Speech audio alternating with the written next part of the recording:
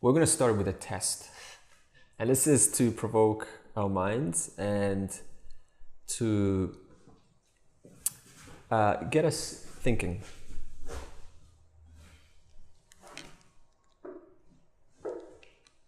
Okay. So, doesn't matter, there's no right or wrong here. It's just whatever comes to you, then just tell me, and then we'll discuss that until we're clear with the common terminology, and so we're all on the same page. So, first question, what is vasana? Likes and dislikes. Okay. These desires. Okay. Likes and dislikes, desires. Tendencies. Yeah. I can't remember what this was. Okay, that's enough. So we're just going to start slowly. We got to start somewhere, and we need to be on the same page so that when there's a teaching, then we're both not getting lost and we can follow along. So a vasana is, yes, the likes and dislikes are a result of past actions once. So if you look at your experience, you will determine that when you do something, what happens is there is a tendency to do it again. Is that true in your experience? Yeah? So what is this tendency? Like what is this principle that causes us to do it again? That principle is called vasana. So vasana is it's like fragrance of your past action.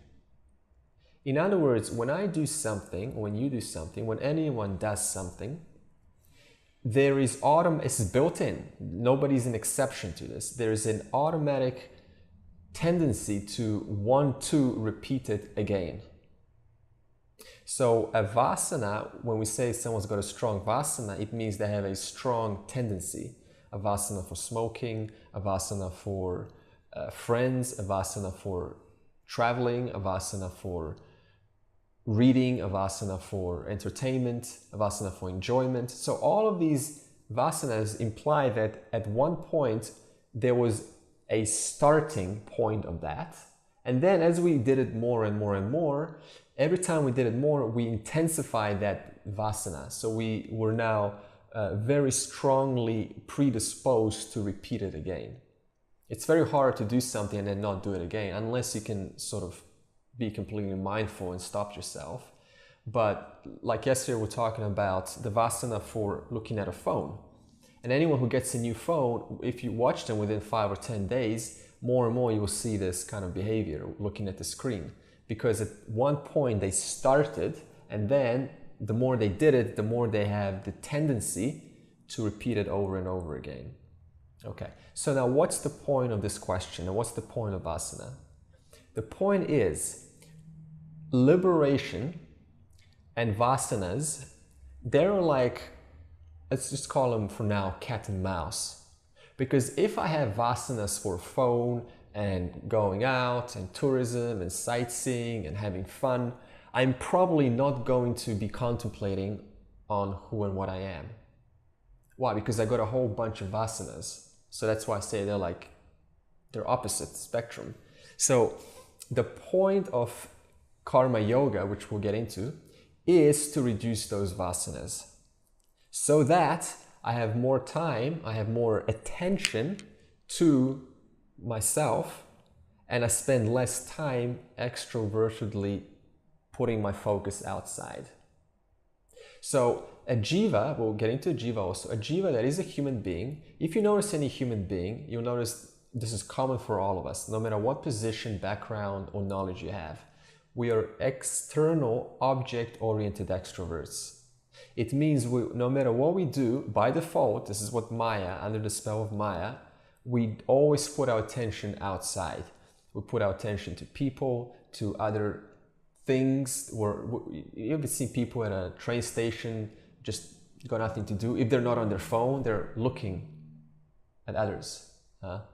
Kids do this all the time. They're extremely good example of how by default there's a tendency to extrovert one's attention, as if there's something more important out there. Or even in an airplane, I fly a lot, and even people sitting down, they're always just looking back, like, what's to see? You know, they look in front. There's just always this attention out. And every time we do that, we're simultaneously not paying attention to the one that's looking, to the self. Okay? So a vasana causes one to extrovert their attention outside. And karma yoga, as we'll read soon, is prescribed to minimize that tendency, those vasanas. There's actually no other way, if you think about it. And karma yoga is simply saying that you don't have to change anything what you're already doing. It's just a change of attitude. And maybe there's some change of action also, but mainly it's a change of attitude. And that is, you're looking at everything as a gift from grace, from Ishvara. Mm-hmm.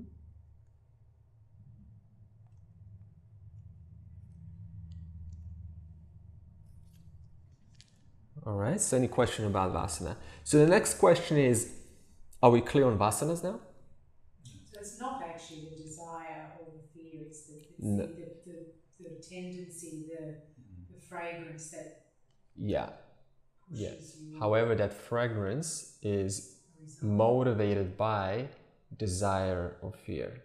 So they're synonymous. Vasana equals desire, fear equals vasana.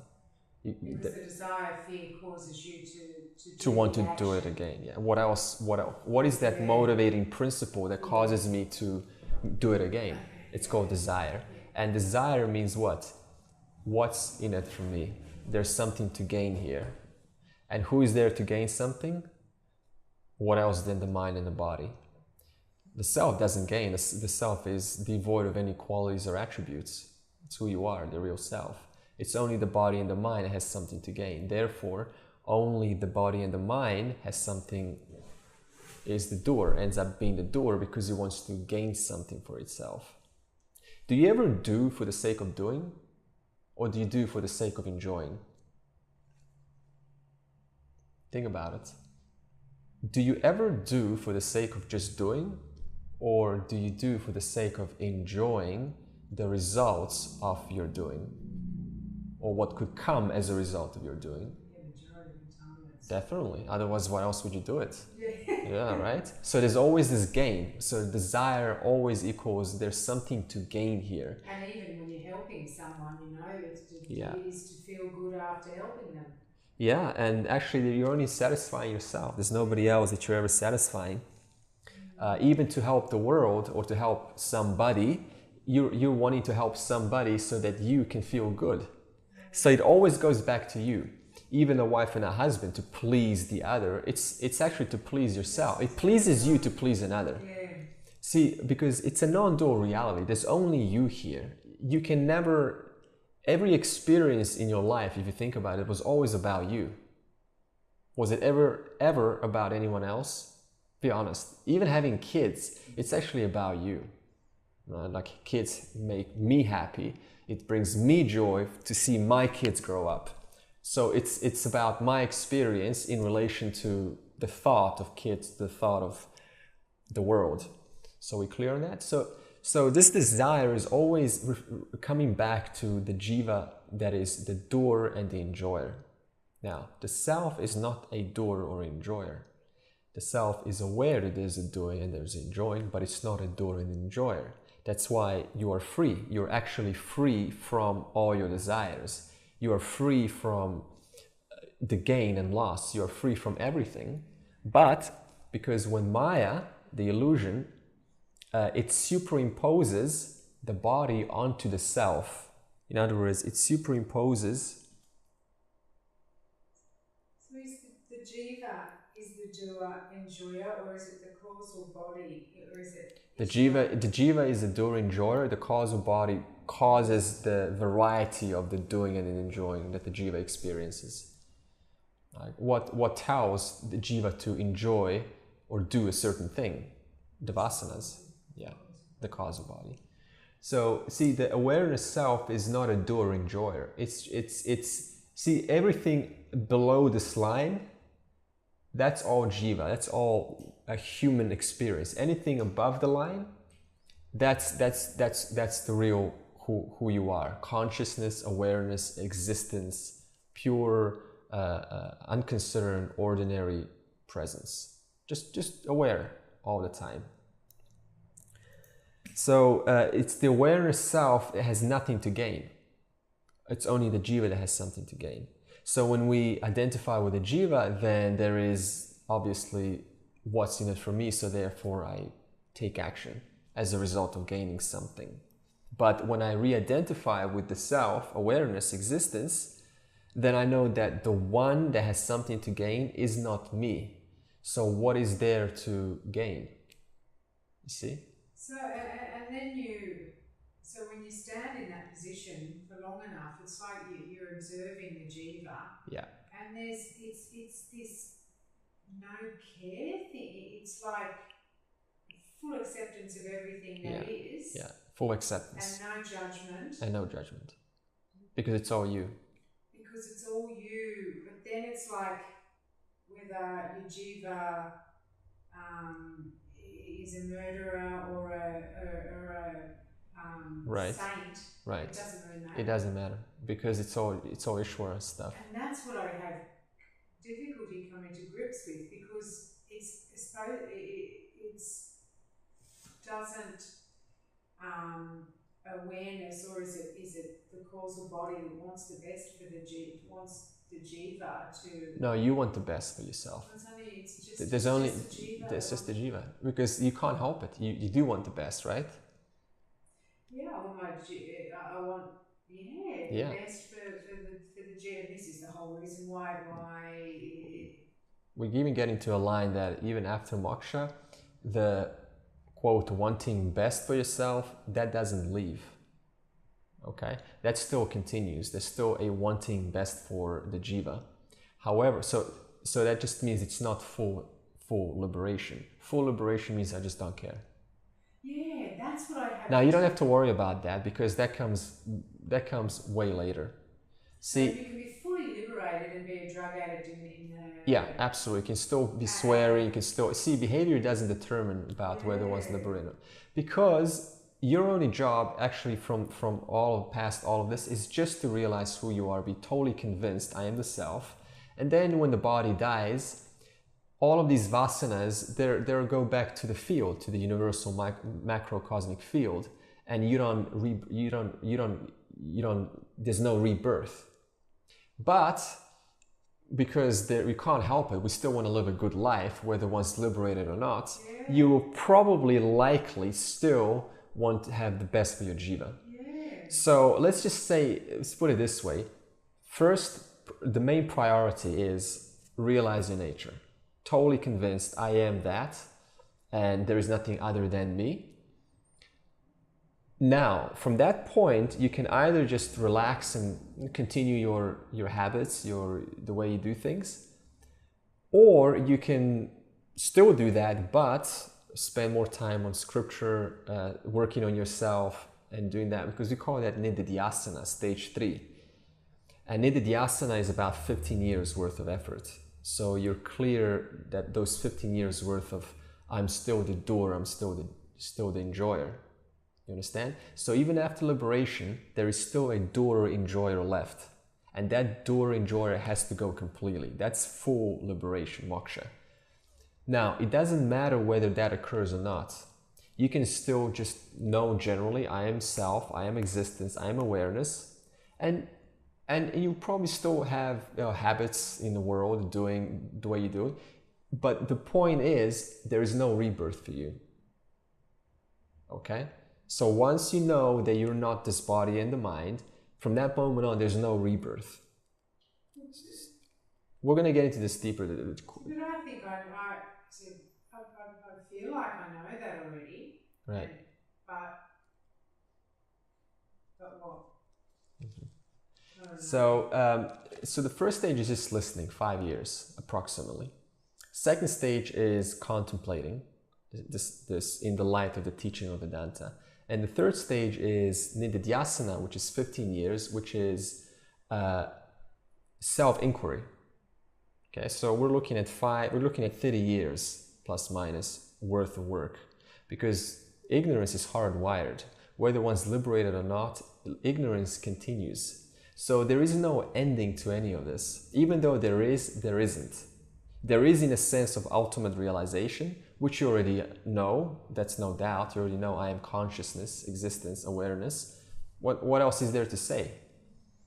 But the rest of that time that you spend is a karma yogic attitude of just giving back to the world, because you can't help yourself other than to be grateful for the world. And as you'll start to notice, there's more love that just occurs in a moment, and love for everyone. So you cannot help yourself but to have a lifestyle that is of nature of giving and offering and doing the best for the community, for the world. Yeah. Okay, next question. Give one difference between Satya and Mithya. One's real and one's not. Yes. Okay, so Satya is real, what is always present, never changes, and Mithya is what is always changing, what is apparently real. In other words, you see, this is Mithya, so is this body. See, it's not proper for me to say this isn't real. It is real, but we say apparently real because it is. See, now you look at it here, but where is it now? So I've heard an explanation of it. It can disappear. Yeah, right. It's something that can disappear, whether it takes a long time to disappear or right. It either way disappears or changes form. Yeah. So Satya. So the one difference between Satya and Mithya is moksha. Moksha is knowing the difference between what is real and what isn't. That's it. If you can understand the Satya Mithya teaching, you are free to go. You've got the understanding. And if you can contemplate it long enough and have total discrimination between what is real and what isn't, then that is, you have done your work on earth. You've done the highest there is to do here. So what is one thing that never changes? Yeah. So it's Satya. This is Satya on the top, and Mithya. Sat means truth. Mithya means apparently real. Okay, so what, in your experience, what is one thing that never changes? Yourself. Okay, what is one thing that hasn't changed since you were 10, you were in high school, you got your first job, dated, did some career accomplishments, and you're still here? Amongst the time span, what is one thing that hasn't changed? Yeah. The one that remembers all of these events, which is you. That you that I'm referring to is the self, that's Satya. And what has changed through that time frame? Well, you're 10 years, puberty and girlfriend, boyfriend, job, career, being fired, getting a new job, all those things have changed. That's all Mithya. So that's the difference between Satya and Mithya. And moksha is the knowing the difference between what's real and what isn't real. And constantly referring back to what's real and discarding what isn't real. You understand? Discarding what isn't real. Not denying what isn't real. Actually, even discarding is a sort of a dangerous word. But I'm calling this knowing the difference. Okay, let's just call it knowing the difference. Okay, so in other words, when I say discarding, I mean this. Oh, I'm emotional now. Oh, I'm having a hard time. See, that's what a samsari does, one caught up in the illusion. So they make a big drama out of it, they call their friend. So they make it more real than it already is. Discarding means, oh, okay, there's this emotion, but it's not me. So I'm acknowledging it, but I'm not being invested into it. You see that discarding term? So it's there, and I let it be. I'm accepting it, like you said, but I'm not indulging in it. I'm not participating in it as if that's all there is to it. No, so I'm constantly just watching. I'm saying, okay, there's emotion. Okay, there's the world. Okay, there's ignorance. Oh, there's knowledge. Oh, there's excitement. Oh, there's boredom. So there's loving awareness to it. Yeah, and that's right. And so things are going to come and go, no doubt. Emotions are going to pop up, confusions are going to show up. There's going to be fear a few moments before death occurs to the body, no doubt. It doesn't matter even then. Still reflect, go back, relate to the Satya, that which is there, observing these emotions, this fear, this anxiety about death, about change, about whatever is to occur.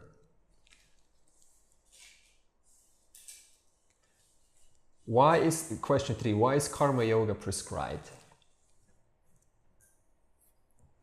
To reduce the vasana load so that you can have a pure mind for contemplation on the self. Correct. Okay. Karma yoga is to reduce the little child, the inner child who wants things the way he or she wants it, and they want it now. It's to mature the mind, and it's to keep one busy in accordance with their nature, what they're actually supposed to be doing. Did you ever ask yourself the question, what am I supposed to be doing? So karma yoga it actually doesn't matter because it's a non-dual reality. So cleaning the trash on the street is no different than being behind a computer. It's just different appearance, but it's the same, it's all Ishvara anyway.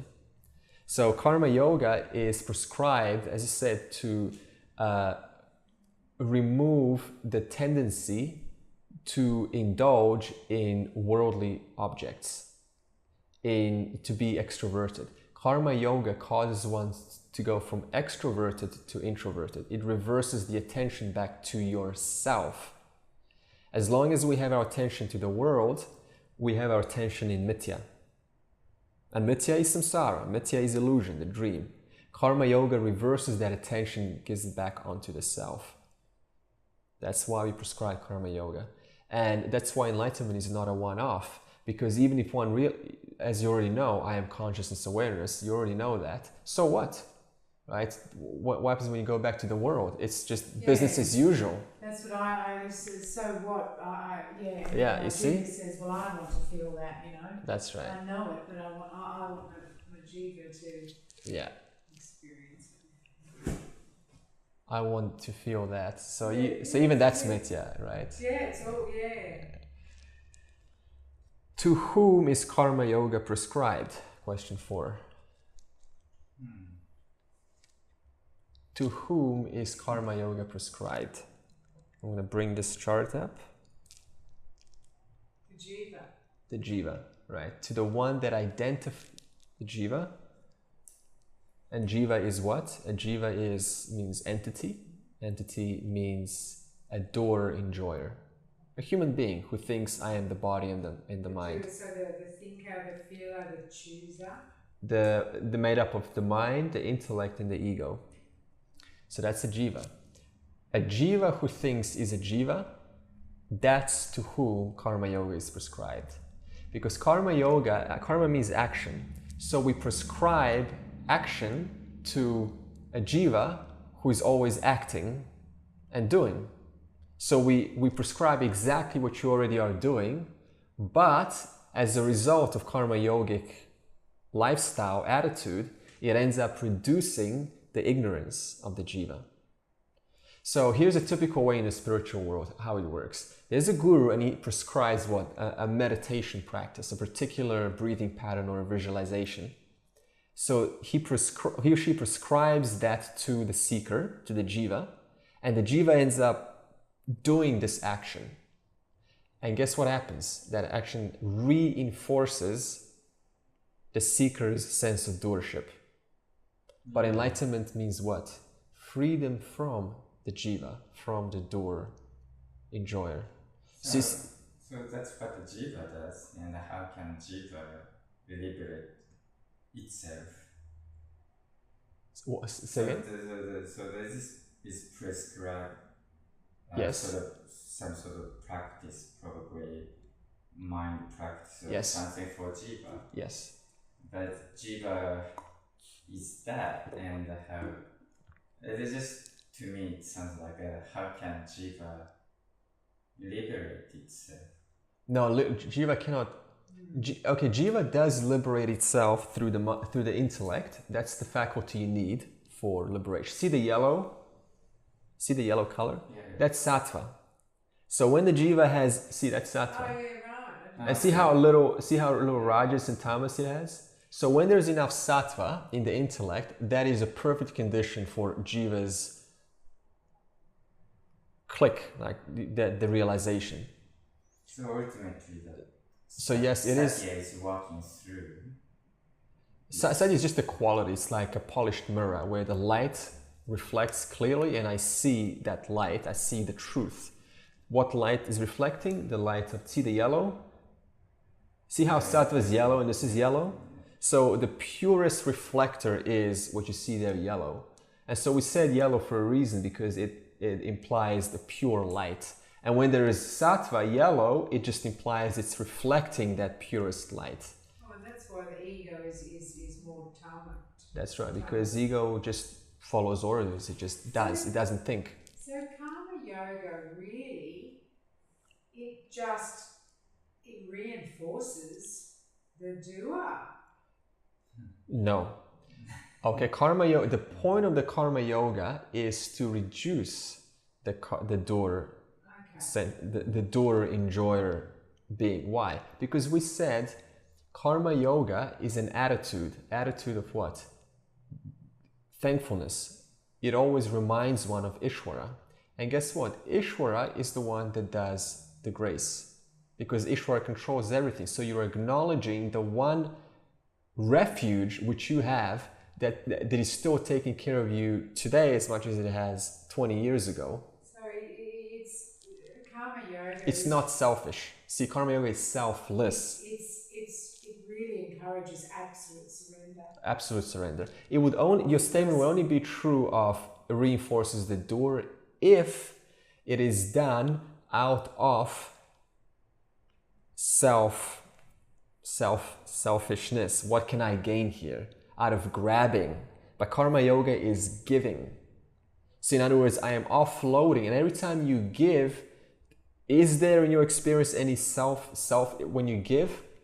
Yes, it can be. It depends on, but in most cases when you give, it's you're offloading your vasanas. And I imagine some people would be doing karma yoga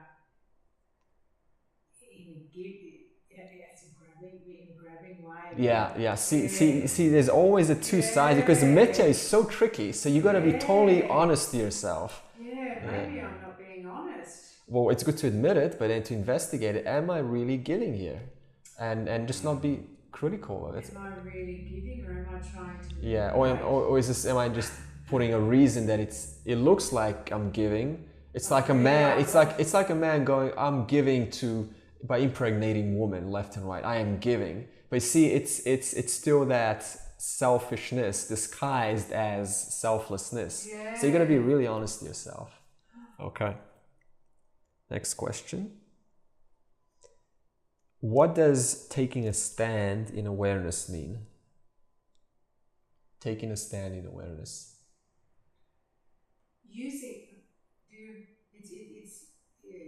I suppose it's using your, placing yourself in the position of the self and observing everything that's not real. Absolutely. Sounds like. Remember, awareness is self, who you are. Taking a stand in awareness. So taking a stand in who you are. What is this? Is that how you identify?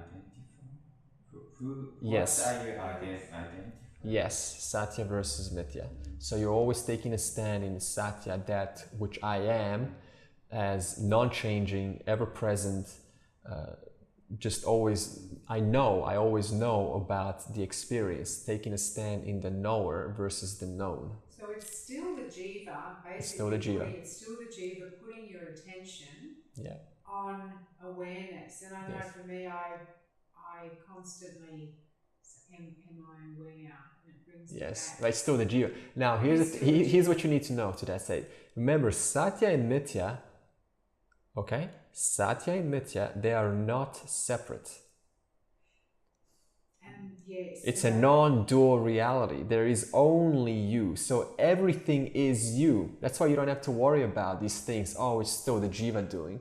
Yes, it is. But remember, Atma is Brahman. So the Jiva is the self. That's the ultimate realization. That the one that's, see, everything is you. So you don't have to worry about these, oh, you know, I'm the knower, but the knower and the sense of knower is still the Mithya.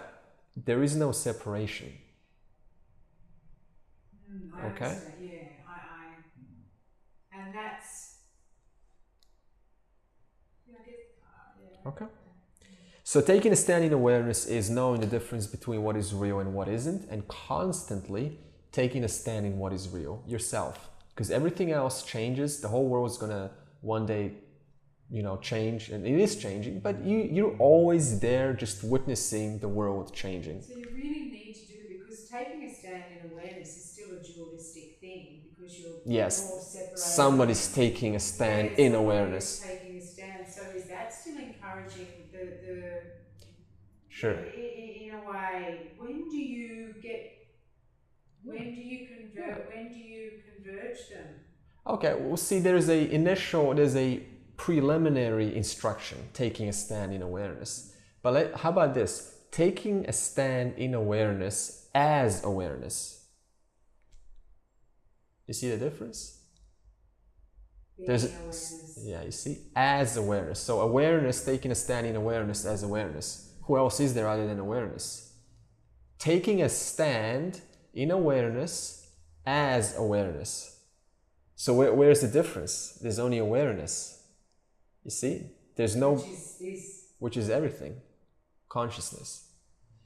Okay, so that you got to make that little distinction. So, but it's a preliminary reminder. That's why we say at the beginning, you take a stand in... You affirm, I am that which never changes.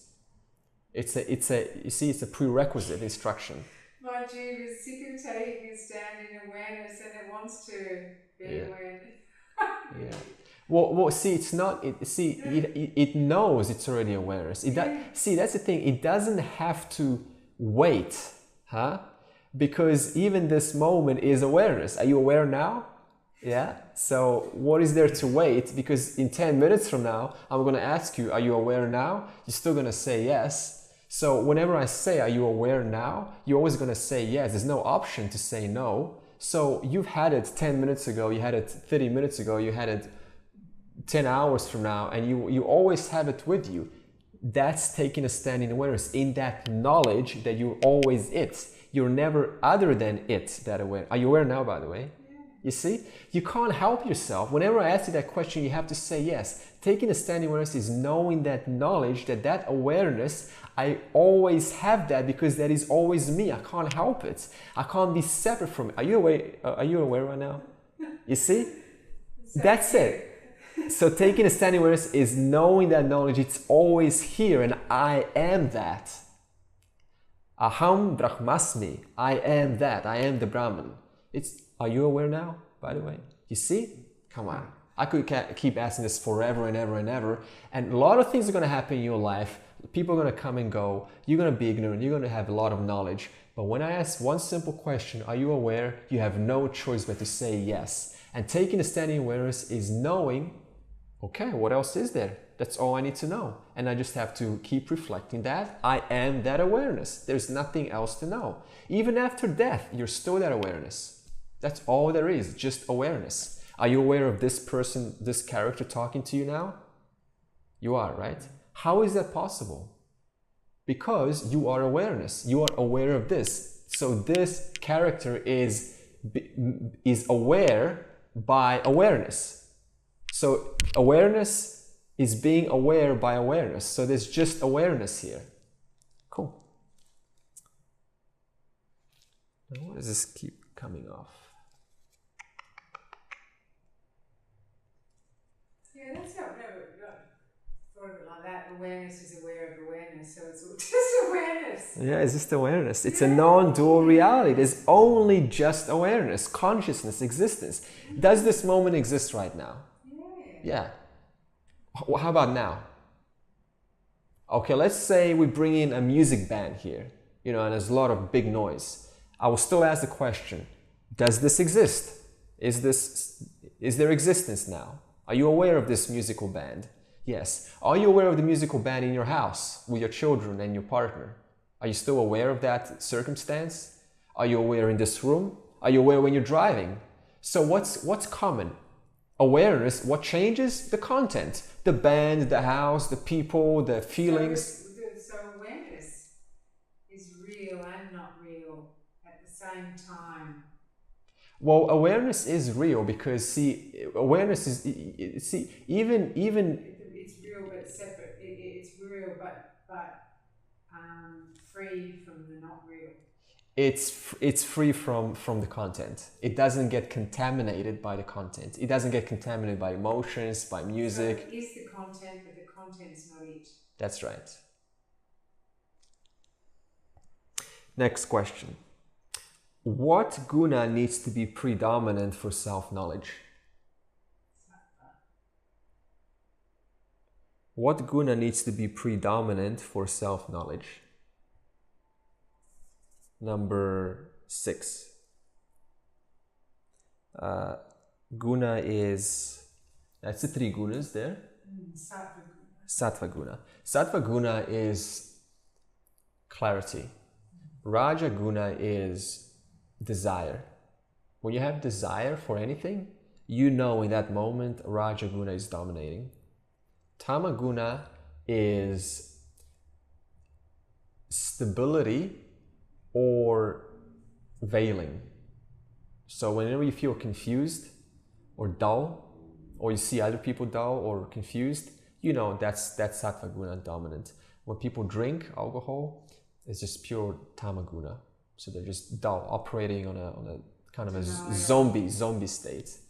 And even when they wake up, there's still that Tama guna, so they wake up groggy and lack of clarity. Depressed, yeah. Because the Tama guna covers the light. You see this light? It covers the light. It's like me putting a dark cloud over the sun. Then we just don't have a lot. We still have light, but not a lot of light. And then Sattva guna is like removing all the clouds. It's just pure sun. It's just total direct sunshine. So like LSD and all those other drugs produce a Sattva guna, do they? What's this? LSD, all the weed, cannabis produces tamas. Now, I thought that produced Sattva. No. Why is cannabis still? Why does it induce contemplation? That's the question now, because people obviously have it for a reason. Because today the predominant guna is the rajas, constantly doing, getting things done, just always moving. So when tamas is induced through cannabis, it reduces rajas, and rajas is just erratic. And that's why in weed people are able to concentrate on a single thought, because the erratic movement is reduced. So what remains is tamas and sattva, and the rajas is reduced. So they have clarity. See, everyone's got all 3 gunas, right? So there's clarity and there is stability. That's why I said tamas is also stability. Yeah? So people have this clear kind of contemplative mode. Coffee, of course, is rajas. LSD, LSD, micro dose of LSD, 10 UGs, 10 to 20 UGs is sattva. The full dose of LSD, 150 to 300 UGs, that is God knows what. It's all of them mixed together. Right? So all of them really are no good. All of that stuff is just no good. Yeah, it's no good. It doesn't. See, that's not managing. That's just having a temporary solution. Yeah. It's not doing the real work. Yeah. Even though it can help. It can help a lot. Even my teacher, said that LSD for him has done more work than all Vedanta, as more intro insights. And that's true. I've also played with a lot of psychedelics, and I know their effects, but ultimately they have a limit. There's nothing that can provide any more than you already have in this normal place, in this normal experience. But they're there for you. They're there for a reason. The same with alcohol. Why do they call it spirits? And some artists will drink alcohol and then to remove the critical factor of the conscious, and they're able to just do free flow. That is with the right amount. Yeah. So everything has its use. So what's Guna? Guna means quality. Quality. See, right now you've got to have sattva to be here. If you didn't have enough sattva, sattva is always compelled for truth. Whenever people are in holy places, the temples, why do you think the temples are so quiet and respectful? Because instantly it induces sattva. And then why do you think the, like playgrounds or nightclubs or festivals, everyone's just jumping up and down, there's excitement, that's rajas. And then late at night when people, I think people have sex mostly at night or something, I think that's the case, it's when tamas, so it removes the sense of, it's just like stable, it's just like a sense of calming, it's that state before sleep. And it's also necessary for sleep. See, when you sleep, there's just total tamas. That's why when you're in deep sleep, you have no awareness of who's sleeping. This is not dream state, by the way. Did you notice that? When you're sleeping, you have no awareness. There is no awareness of who's the one that's sleeping. Well, I mean, yeah, you know what I'm talking about? Now, you actually do know that you're still there, but we'll talk about this later because it's Mandukya Upanishad. So these are all, the three gunas are just energy vibrations. That's right. And the whole universe, all Ishvara is made out of these three gunas.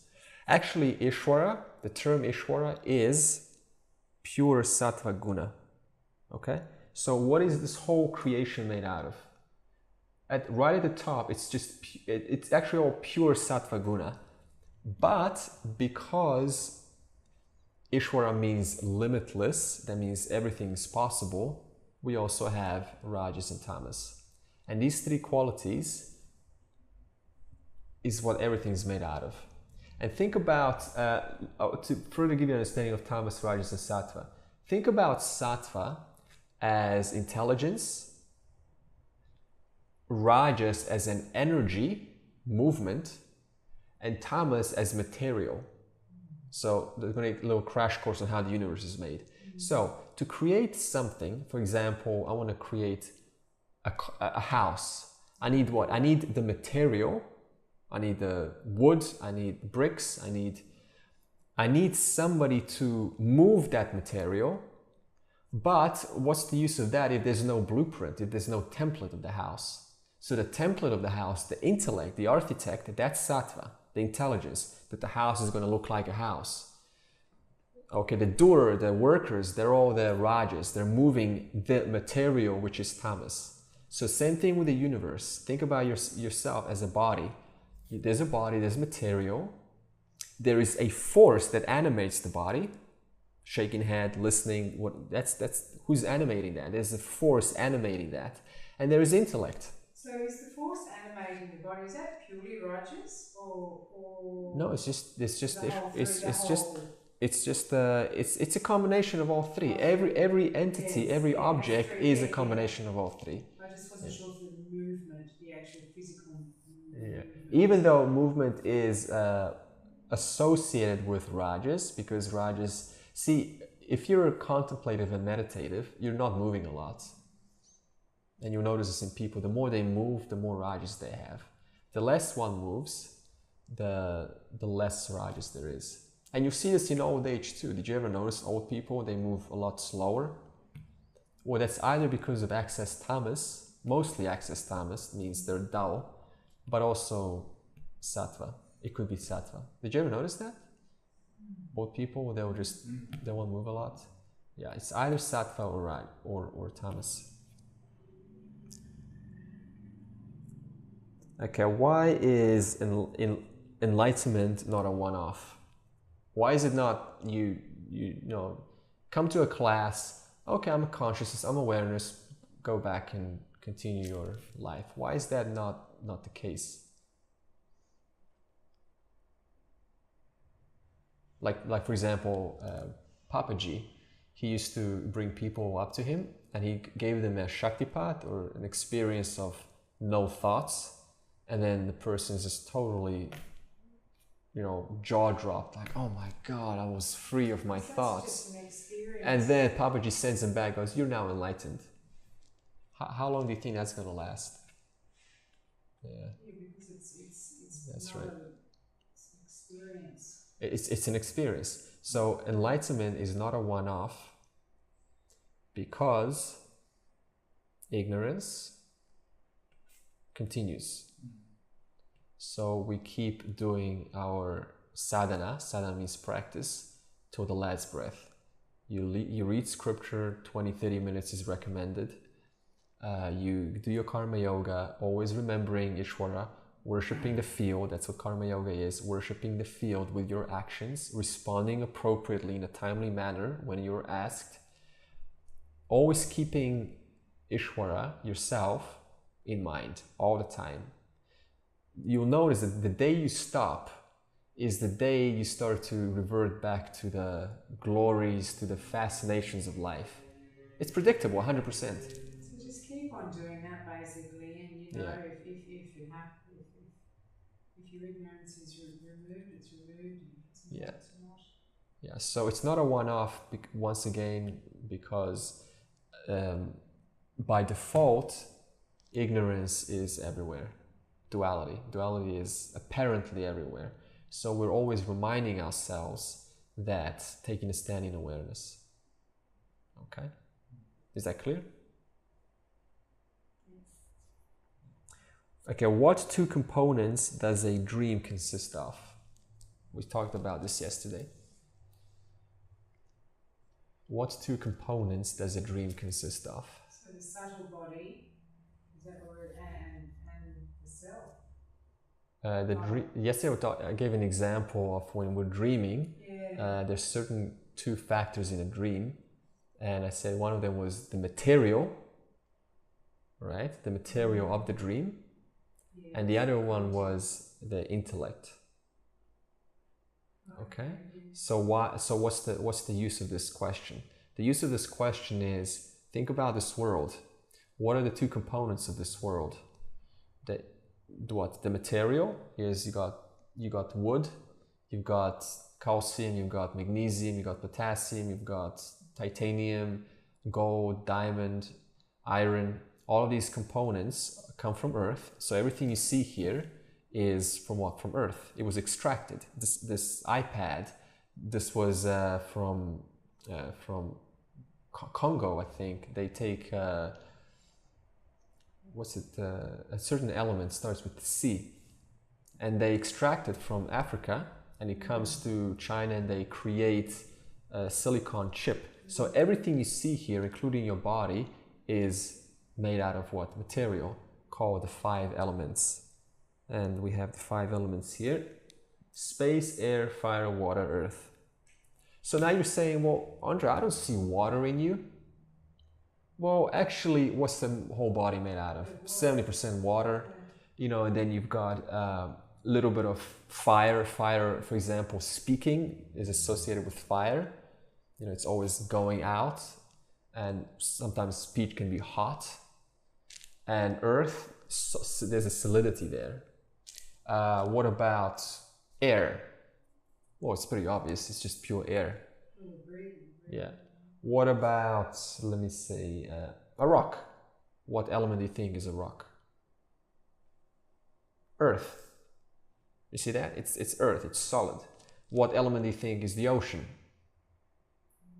Water. What element do you think is the whole earth? The globe. All 5. I mean, the globe has earth, it has ocean, it has fire on it, thunderstorms, it has air, certainly, and it also has space. See, there's space from there to there. There's space. So the whole creation is made out of these 5 elements. And going back to the question is, what two components makes a dream? The 5 elements, that is the material and the intelligence. The intelligence we just spoke is Sattva. Similarly, the dream that you dream, okay, is made up of the components of these 5 elements, but also the intellect. Similarly, this dream, this reality now, is also made up of what? The 5 elements and intellect. Okay, now let's try to be skeptical and dispute this. Okay, tell me one. Okay, let me put it this way. What lets us know that where is this intelligence coming from, that there is a position of the stars or the earth in relation to the sun from a certain distance so they can create perfect life form? Where is the intelligence coming from for the bee to travel and then find the nectar and then to pollinate the flowers and then to bring the honey back to the beehive and then turn the nectar into honey and then feed the small bees with pollen? Where is the intelligence for the birds to fly north every winter? Where is the intelligence to not hurt each other? Where is that all coming from? Where is the intelligence of this passion for the opposite sex? Where is this? Who created this? Where is this intelligence coming from? See what I'm getting at? Where is the intelligence for the grass to stop growing at a certain, or the hair to stop growing? Who built this in? Or the intelligence for the 30% oxygen and 70% hydrogen, if I'm correct, that creates the air that we breathe? And who created that exact proportion? And how is it that the sun has the exact distance so that there's 20-30 degrees on Earth, ideal for the plants to grow? Who creates this intelligence? Ishvara. This is the blueprint of an intellect. So everything you see around you is what? 5 elements made up of the earth. Everything you see here is earth. Don't think that this is not from earth. This is all from earth. This is all dug up from somewhere. And intellect. Who creates the intellect for the letters to look like an A and T to look like a T? Where is this coming from? Intellect. So now here's a question. Is there anything other than, in terms of creation, of the material and the intellect? There's only those two. And there's what? There's obviously the rajas that makes the two work together. So when you say intellect, that's pure sattva. Pure sattva, pure intelligence. And so the rajas and tamas. Tamas is material. Well, they still have to be there for the creation. Yeah. Otherwise, you can't. If I just have intelligence how to create a house, so what? No house is going to appear there. I need to move to take the pieces of material together. I need to knock them together with the nails. So there's movement, there's intellect, and there's material simultaneously. So in the dream state, there's all 3 then, gunas. In a dream state, there is tamas predominant. That's a good question. Actually, I'm not sure. What the dream is being created, animated, and that's a good. I haven't inquired into that one. Okay, next question. Having desires is fine as long as. What do you think is going to be the answer to this? So having desires is fine. We're not against desire or for desire. We just say they're fine because you didn't create them anyway. You didn't create the fact that I want a cake and you want a chocolate. Like, I was just subject to the conditioning of parents in the environment I grew in, and he told me that a chocolate has a certain value, a cake has a certain value, a small house is a certain value, and a big house is a certain value. So I was just exposed, if you think about your own life, to these circumstances, and now I'm walking around with these desires. So I didn't really create them. I was innocent. You were innocent to the amount of desires you have, if you think about it. You didn't grow up in a family that was completely devoid of desires. You didn't. You grew up in a family in the West that was exposed to desires. So did you choose your parents? Did you make that? No. You just popped out of a womb and you made no choices whatsoever. You were totally exposed to the environment, to your friends, to your parents, the kind of upbringing. It was all given to you. By whom? Ishvara. So therefore, no desire is actually yours. It's impersonal. You got to understand that. Desires are impersonal because you're not the Jiva in actuality.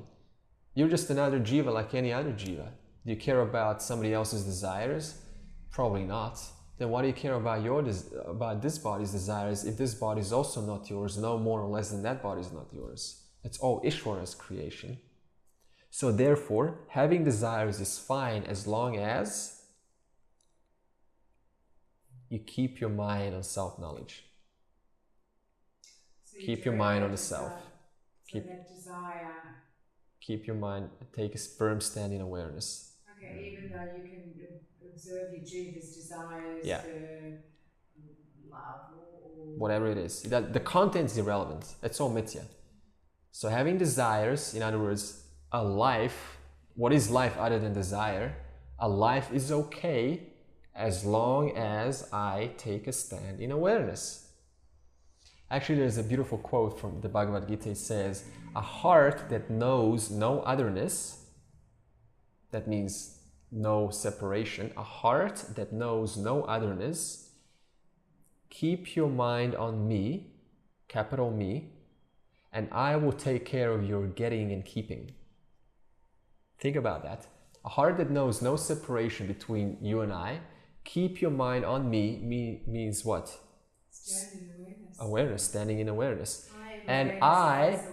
That's right, I'm as awareness. And I, who is this I, Ishvara, I will take care Ishvara in the form of awareness, because there's only awareness, and I will take care of your getting and keeping.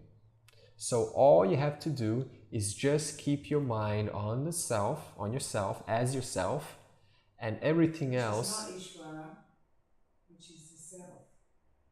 There's only the self, there's only Ishvara appearing. Oh, so if we did not just Ishvara 1 and 2, this is... Yeah. Remember, they're inseparable. It's like a clay in a pot. I'm going to do this example with you too. We did that, the clay in a pot. There's no separation between a clay and the pot, is there? Can you take the clay? No. Can you take the pot out of the clay? No. Can you take the clay out of the pot? No. Where is it going to go? It's going to go into a different form, into different 5 elemental form. So they're inseparable. The clay, see, the pot is the what? The form. But what's the form made out of? The clay. Right. Now if I change the form into a different body, what's the different body made out of? The clay. Yeah. So if I change that again into a different form, it's still clay. So there's only clay here. It's different pots, different versions of pots and forks and spoons and the world, 5 elements, but it's all made out of clay. That's what it means. A heart that knows no otherness. In other words, a heart that knows nothing other than the clay. Keep your mind on me, the clay, and I, that intelligence, which is Ishvara, would take care of your, which is Jiva, getting and keeping. Okay? So all you have to do is just take a firm stand in awareness as awareness, and everything else will fall into place naturally. You just don't have to worry about it because you never had control anyway. And it's just really simple. Yeah. Simple but complicated. Yeah, it's always like that here. Define moksha, number 10. Define moksha. Freedom from attachment to objects. Correct. Moksha means liberation. Liberation. In the West, we call enlightenment. I try to avoid that word as much as possible because it's so dispersed. Moksha means freedom from dependence on objects. Now, let's define freedom. Freedom from what? Well, freedom from the need for other objects to make me happy. Now, what is an object? Object means anything other than me, anything other than you. You see? Am I an object? Is this body an object? Is your body an object? Yeah. Why? Because it appears in my awareness. Because you know about it. It appears in your awareness. You see that? Is your emotion of happiness an object? Yeah. Why? because you know about it. Yeah. So there's always a prior principle that's aware of what's being presented to it, and that is an object, and this prior principle is you, awareness, self, existence. See? Okay. So pretty much everything we are aware of is object. Yes, aware of this object, yes. There's only two things on which attention can be placed on.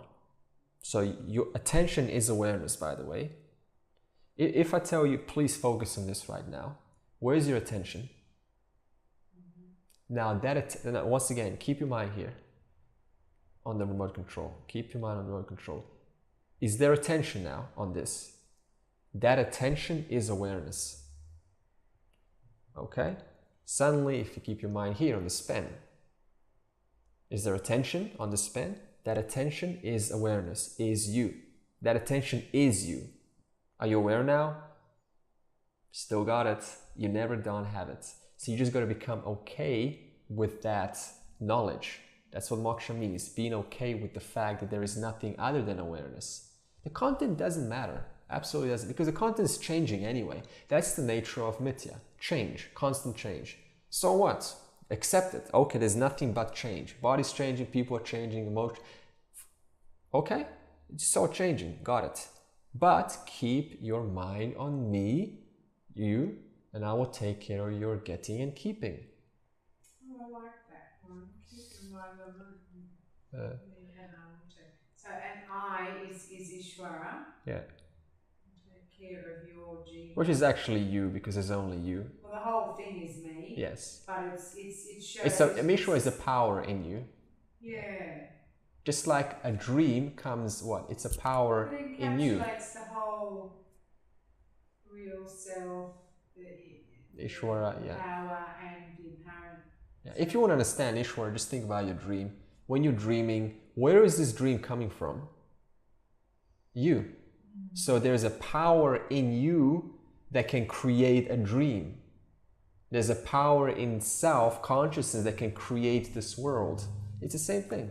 You just have to be careful not to get your Jiva thinking that it's yeah. the creator. Right. Do you know what I mean? Yeah, because yeah.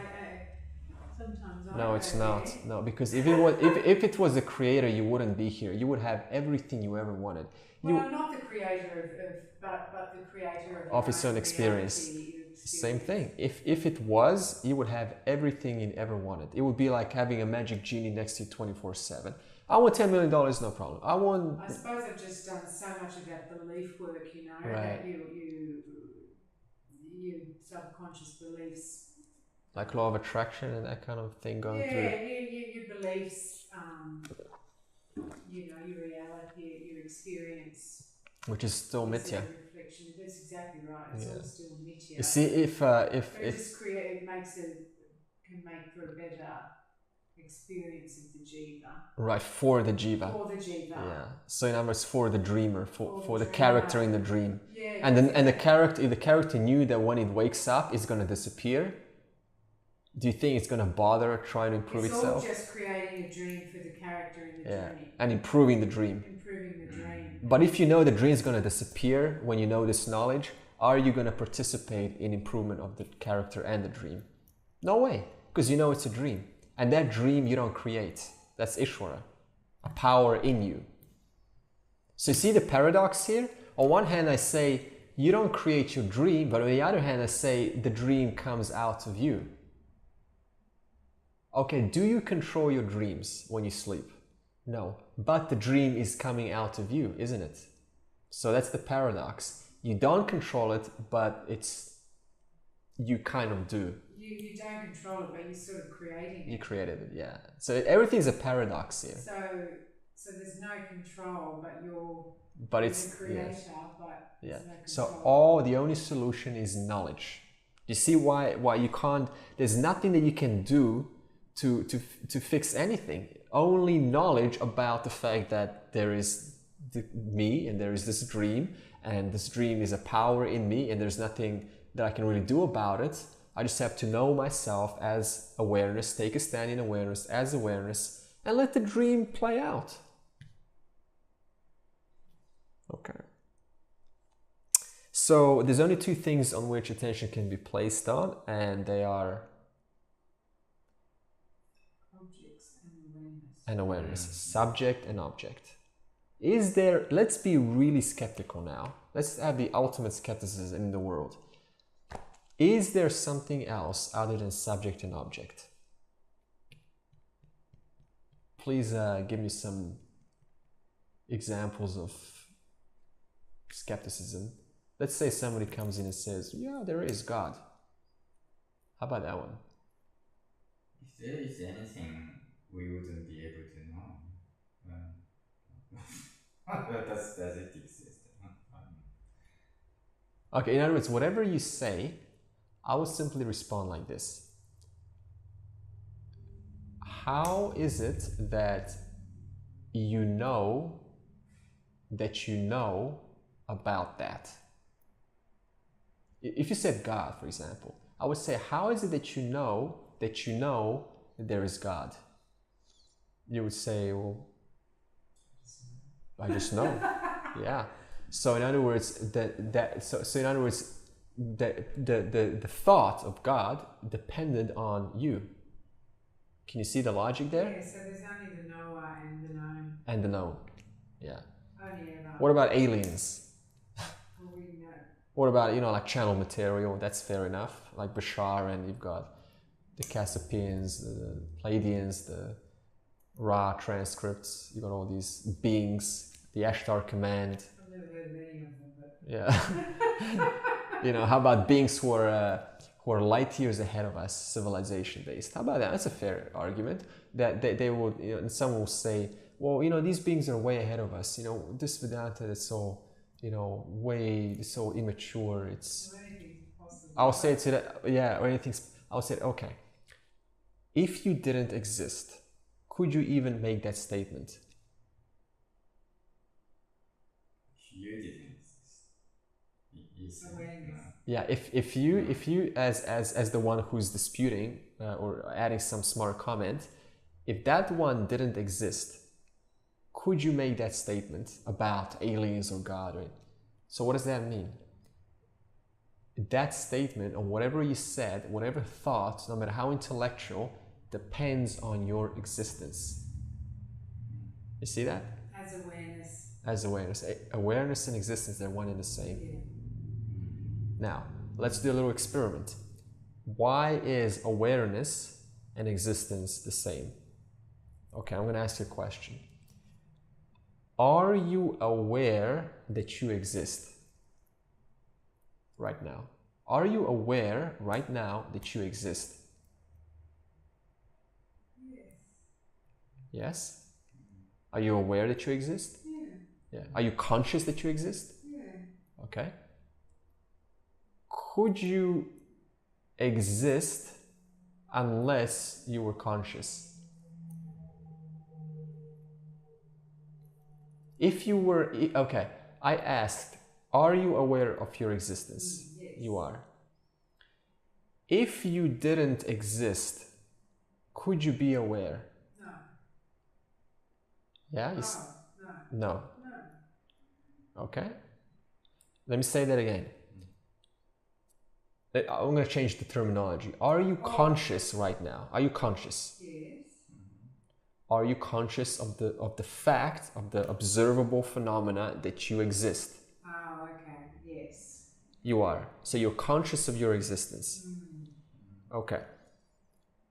If you didn't exist right now, there's nobody there. There's nobody sitting here. There's no you. Talking about the Jiva existing? No. If you didn't exist, could you know that you are conscious if you didn't exist? Remember, there's nobody here to even listen to the question because you don't exist. So the question is, if you didn't exist, could you know that you're conscious or aware? No way. Who is there to know if there's nobody there to... Okay?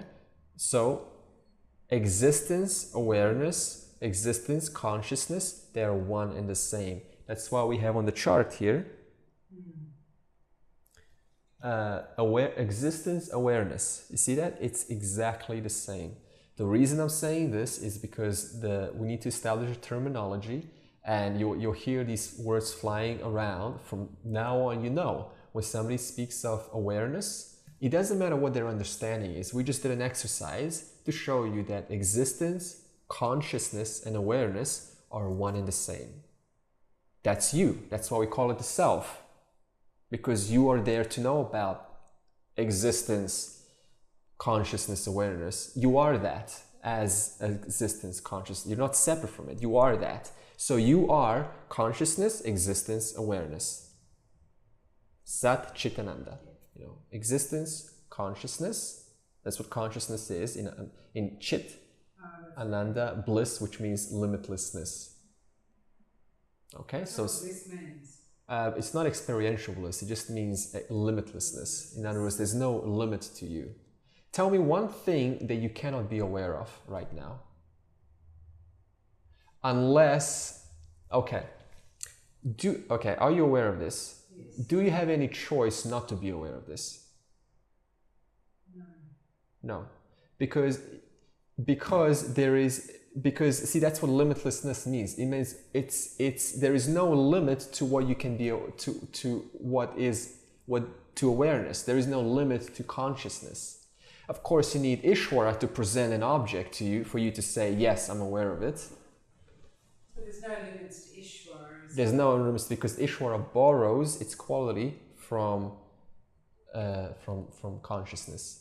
Remember, it's a non-dual. Everything's the Ishvara, and they both share the same attributes. Only the Jiva is limited.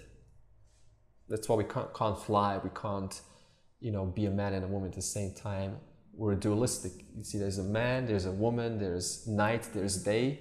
So when there is a microcosm creation, then we have duality. On the macrocosm, in the causal body, there is no duality there. Only after that subtle body line downwards. Okay, that's where the duality comes in. Yeah, that's where duality comes in. Everything under here, duality. Oh, okay. All right, so let's get into the scripture now.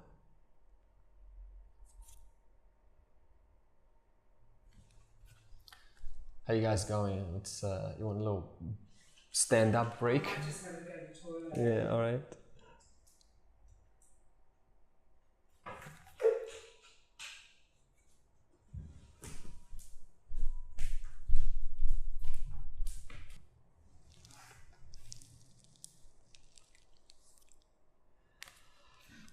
Yesterday we talked about karma yoga, and we're up to here now.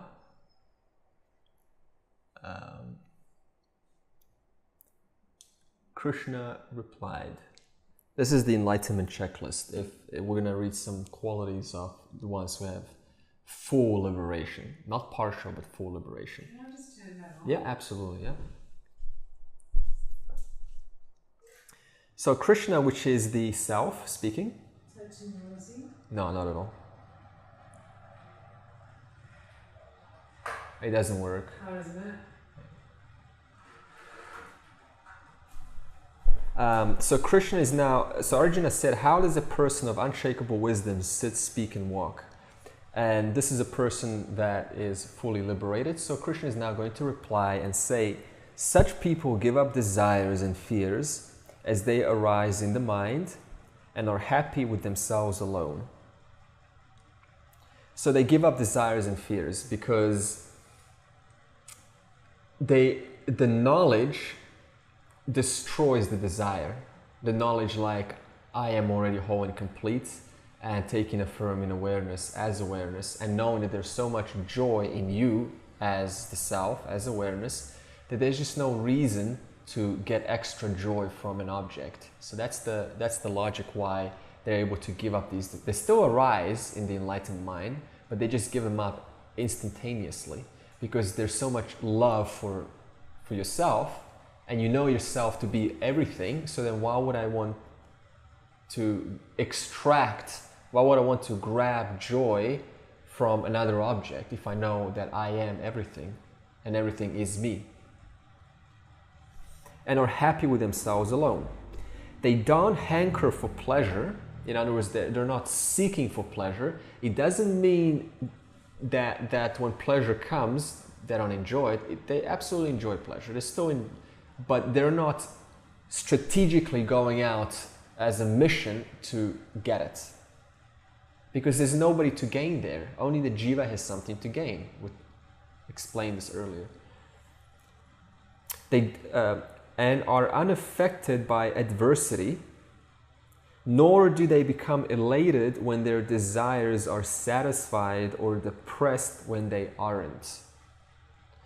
So when something happens that's tragic, whatever it is, you know it's all Mithya, it's all change, there's nothing but change here. So then why should I, through that understanding, if the knowledge is firm, why should I be affected or give a lot of input or attention into that? Everything's changing anyway. That's why they're unaffected by adversity. And they're not elated when something good happens. I won $1 million, a lottery. All right, doesn't touch me. I lost $1 million. It doesn't touch me.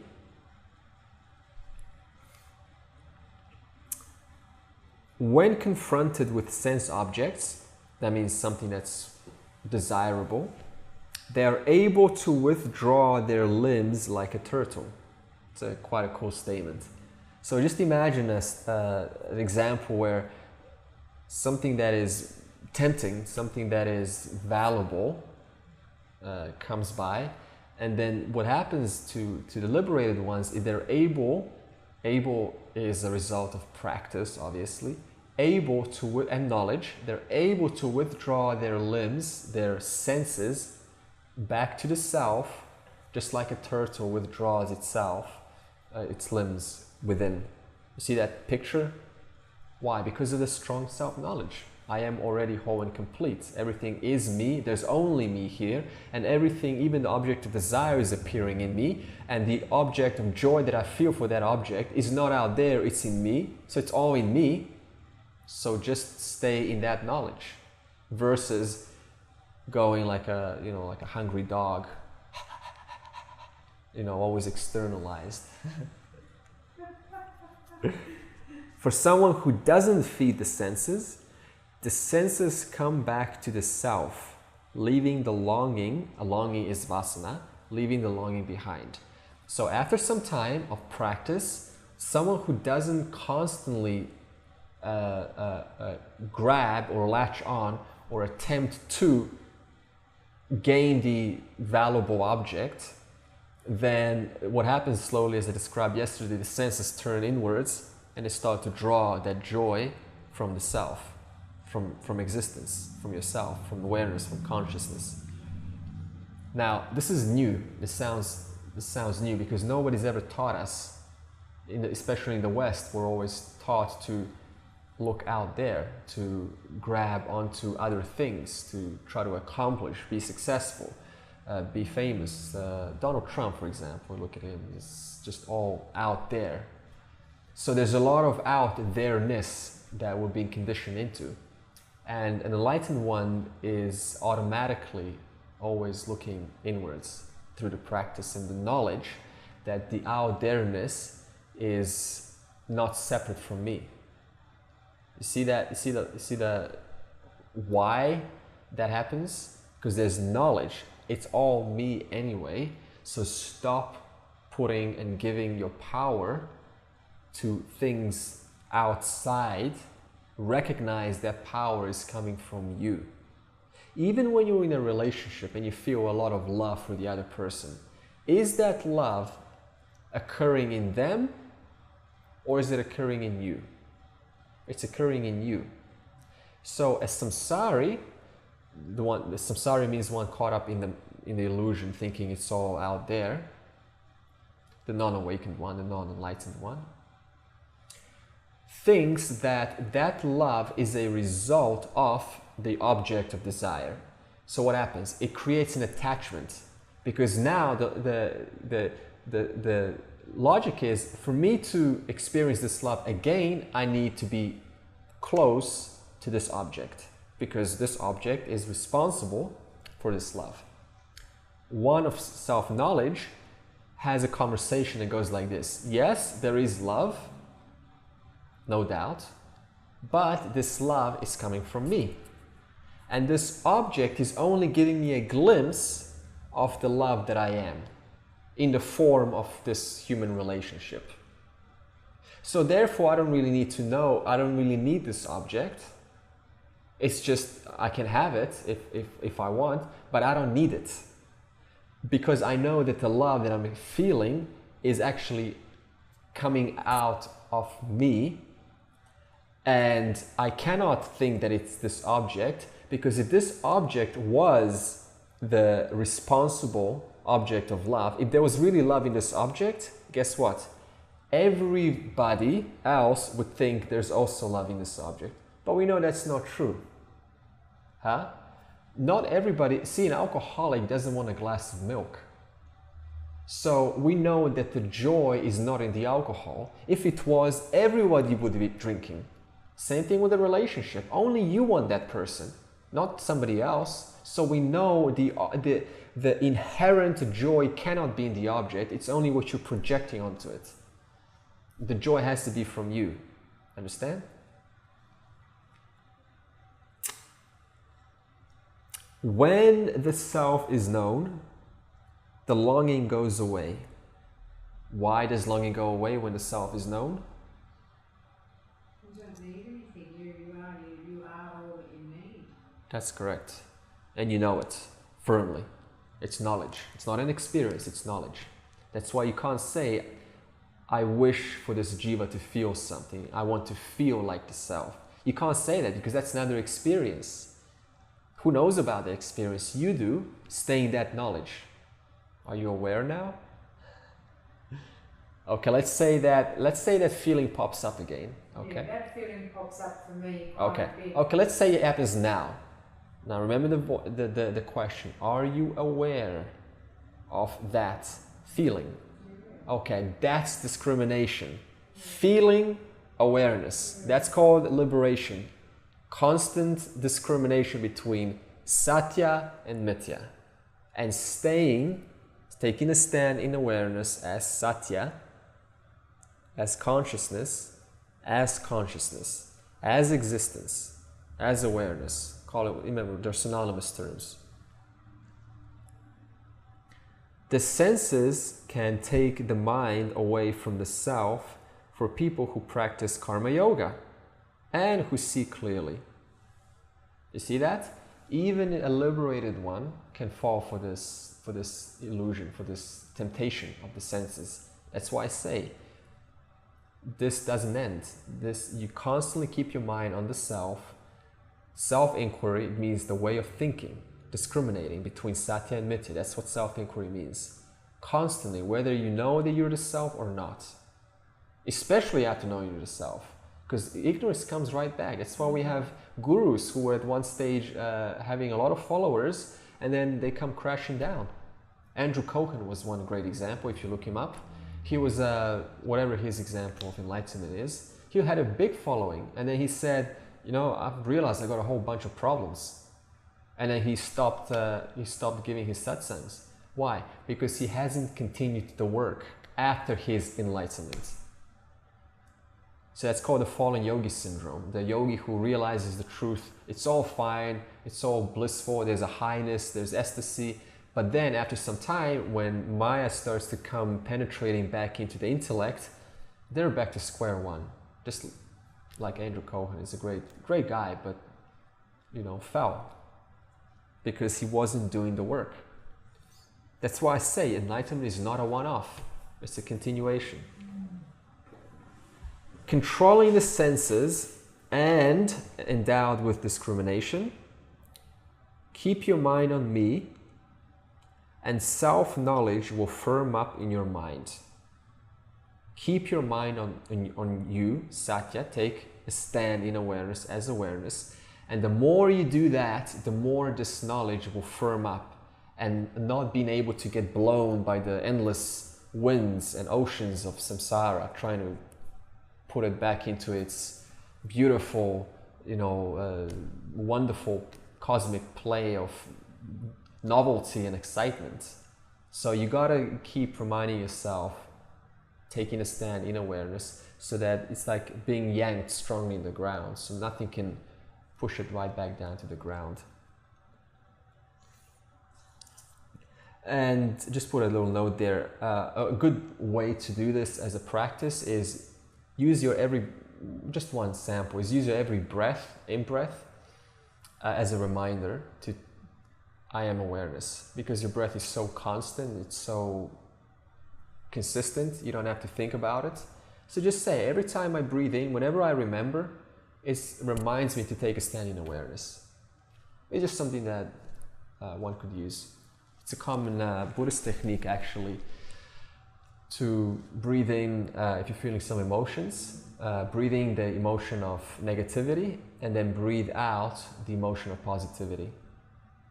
If we dislike somebody, then breathe in the dislike towards that person and breathe love to them, because it's all you.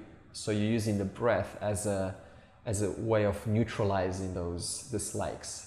If I don't like something that is affecting my that's affecting my conditions or emotional state, then I just breathe that dislike and I breathe out the love and compassion and gratitude to that.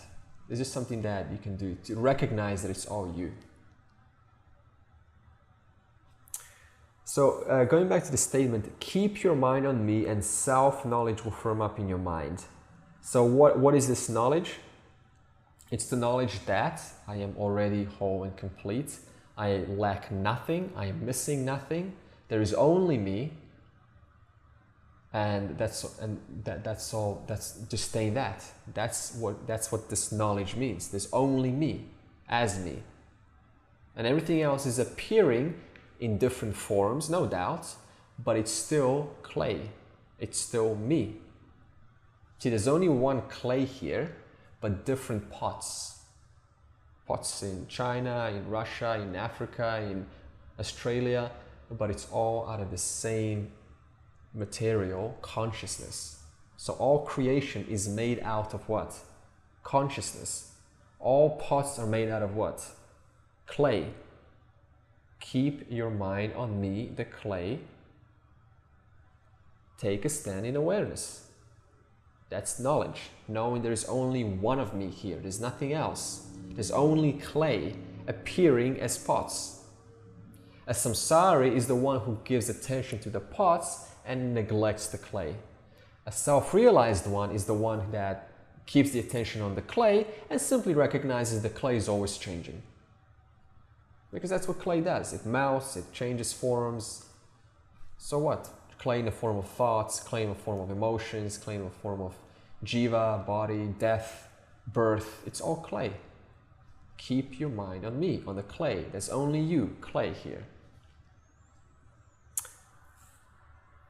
Process of desire. So now let's investigate what happens when there is a desire for a particular object. Cool. When you fancy objects, object means anything other than you, you become attached to them and soon desire them. Now, why do you become attached to them? Because we think that this joy is coming from the object. So now we want that object again. And so we soon desire. So that's how desire forms. When you desire something, anger inevitably comes. Why? Why does anger and desire, why are they synonymous?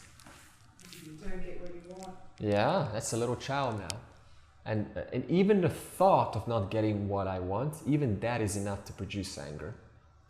If you really want to, if you have children, you'll know very much what this means. If you even tell them they can't play with their toy, and they instantly get angry, let alone taking the toy away from them.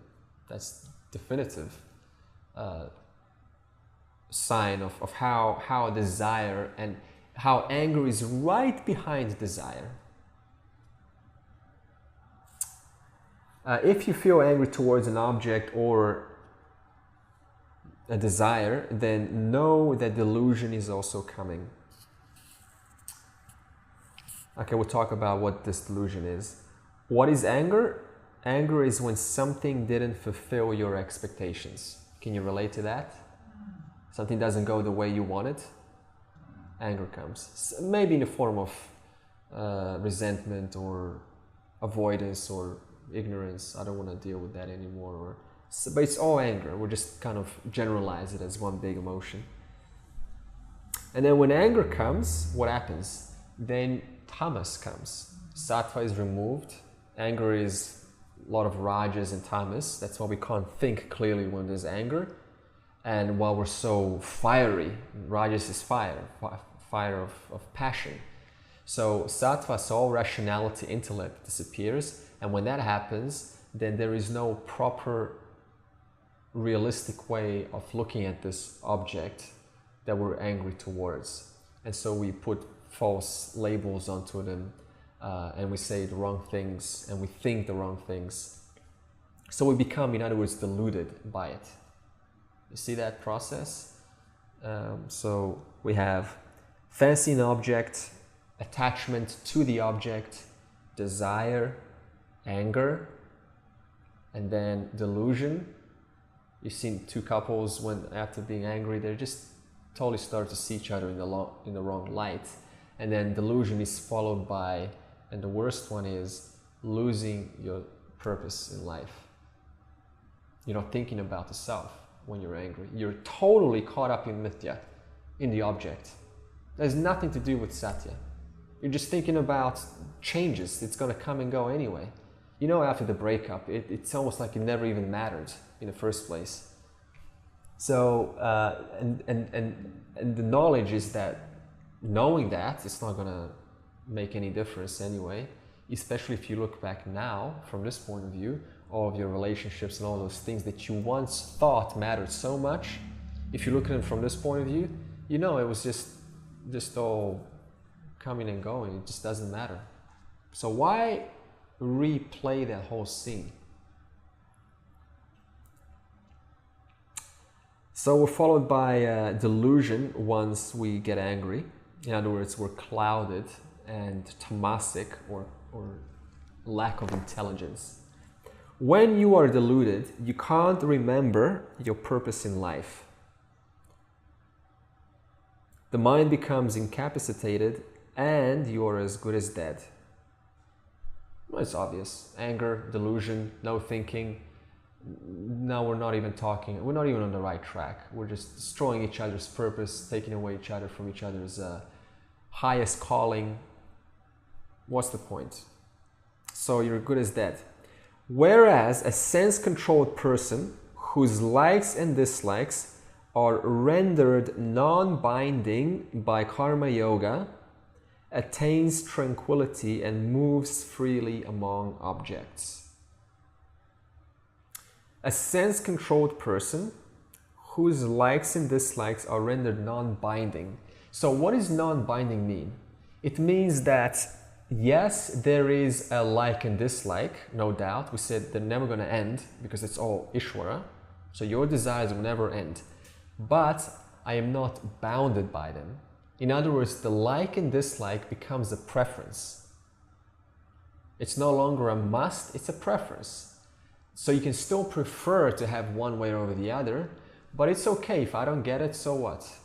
So that's what non-binding means. It's no longer, you're no longer binded or attached to it or clinging onto it or depending onto it.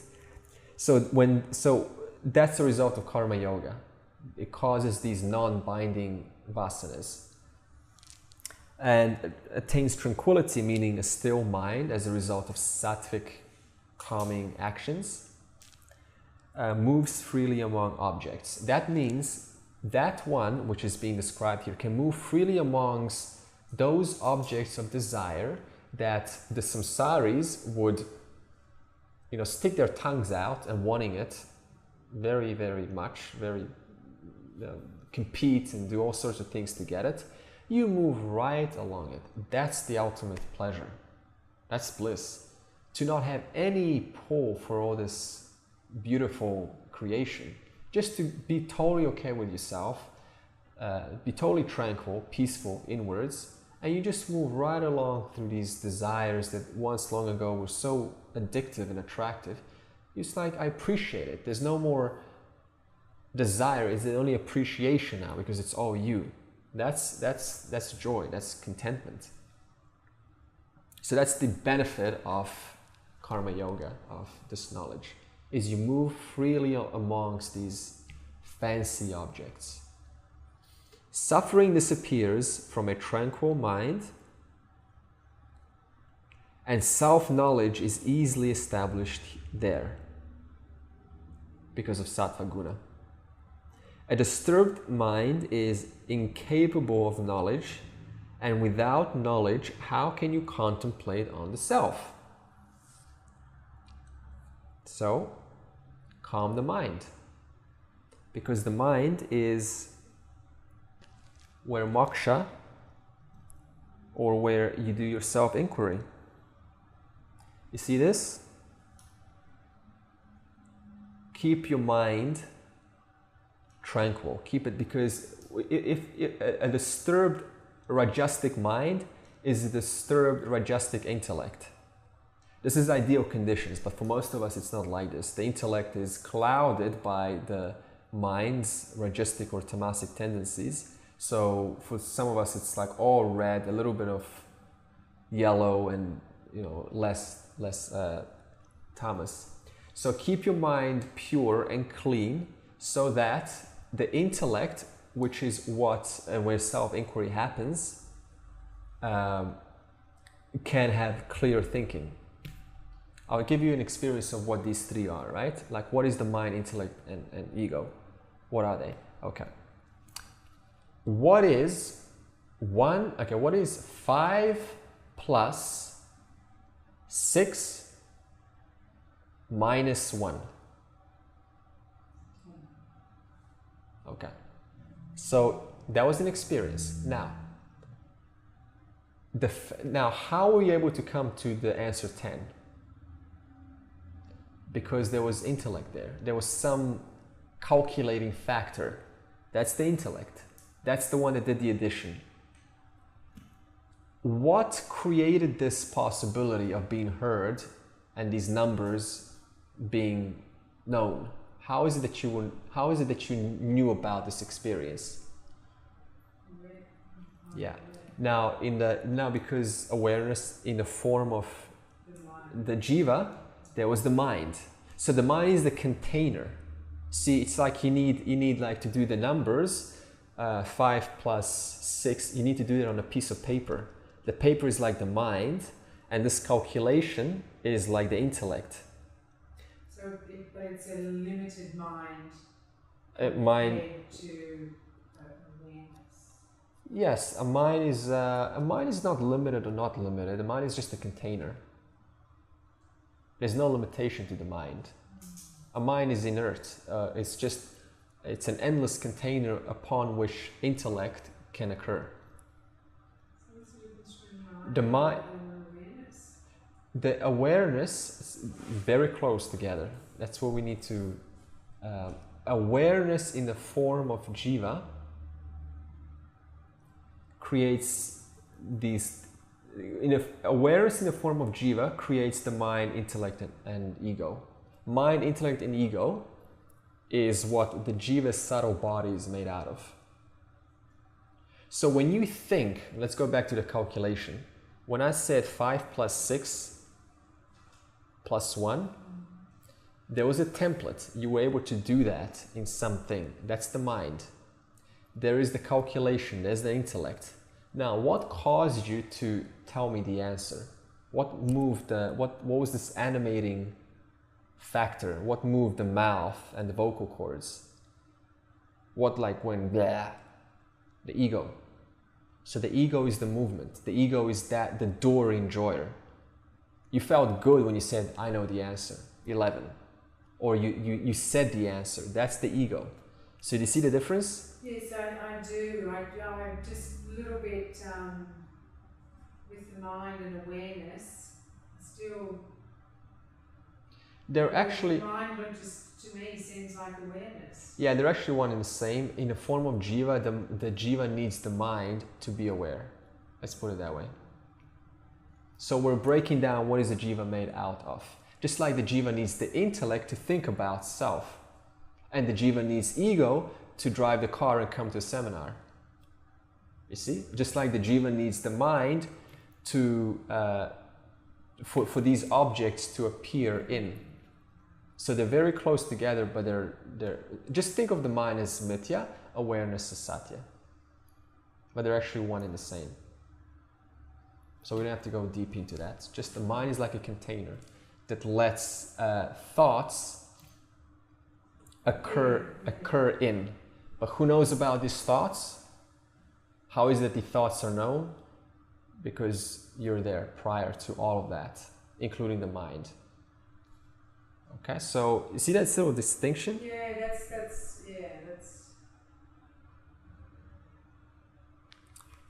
Okay. Without contemplation, peace is elusive.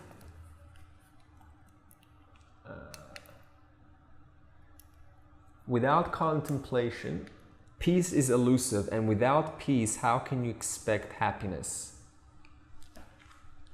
A mind enslaved in the senses, you see how the senses are in the mind? A mind enslaved in the senses is pushed hither and thither in the ocean of samsara, just as a strong wind carries a small boat across the water.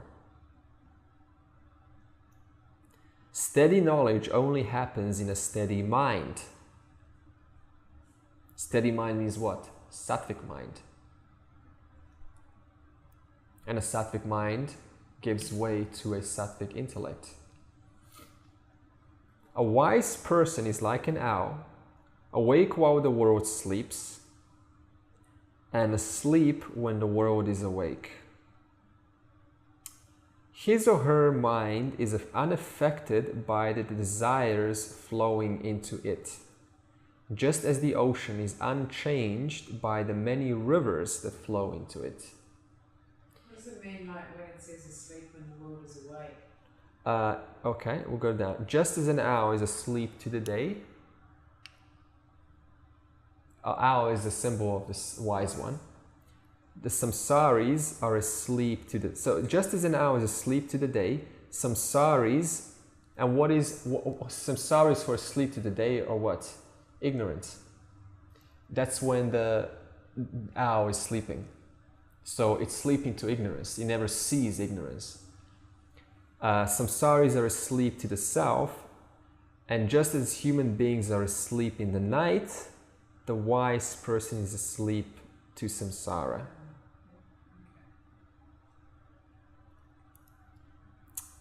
Okay, so his or her mind is unaffected by the desires flowing into it. So this gives you a clue about what the mind is. His or her mind is unaffected by the desires flowing into it. Did you ever have some disturbing moment you couldn't sleep? And it was just all sorts of thoughts going on? Okay. All of that was going on was happening in the mind. So the mind was disturbed. Yeah? So it was causing a disturbed mind, because the mind is not something that's just static. The mind is everything. The mind changes according to the circumstances. If you feel happy, your entire experience is happy, is it not? That's the mind taking on the attribute of happiness. But awareness is aware of all of that, which is you.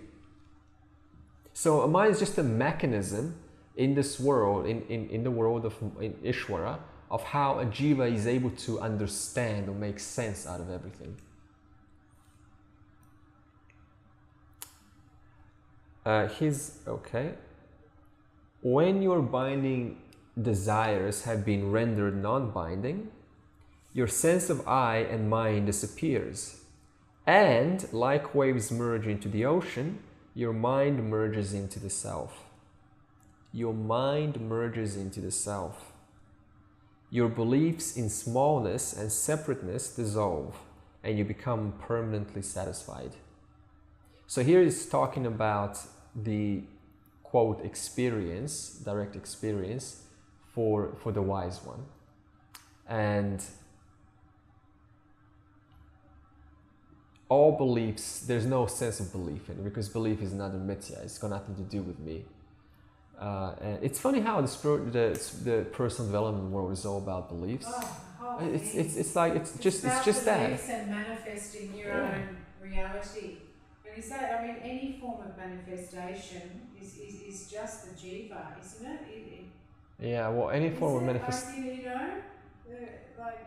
And it's not up to, it's not, and the Jiva, do you know why a Jiva actually doesn't ever accomplish anything that the Jiva thought?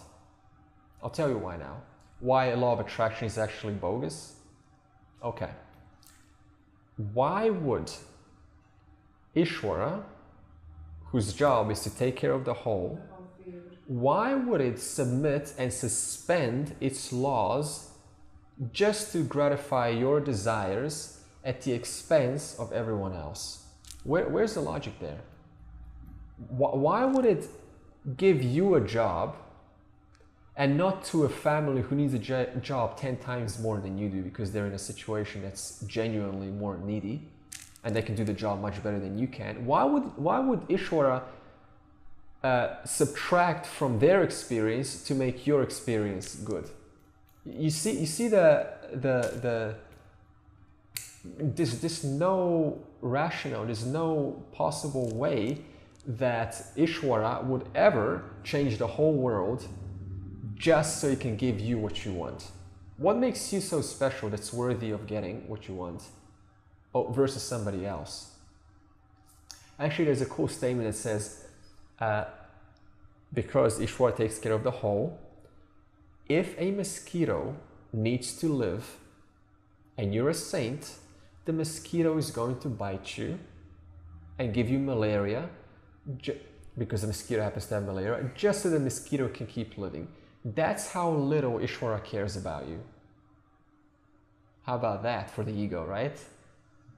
Ishvara's job is to take care of everyone as a whole. Nobody here is exclusive. So all thoughts about law of attraction and how to manifest dreams and desires, a big house, a big good partner, it is useless. Totally useless. How do you know that partner is the best in the highest and greatest good for you and not somebody else? There's no way you can know.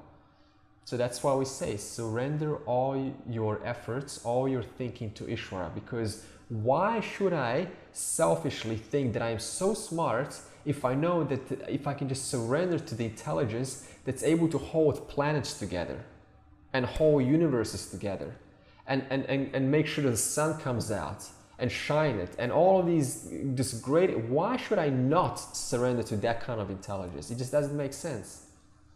So this whole business about law of attraction and manifesting and owning the world, right? Making sure, taking control of the result. It's just total ignorance, uninvestigated ignorance. Yeah, and this is what sells out there. This is $1 million, $1 trillion, whatever it is, industry.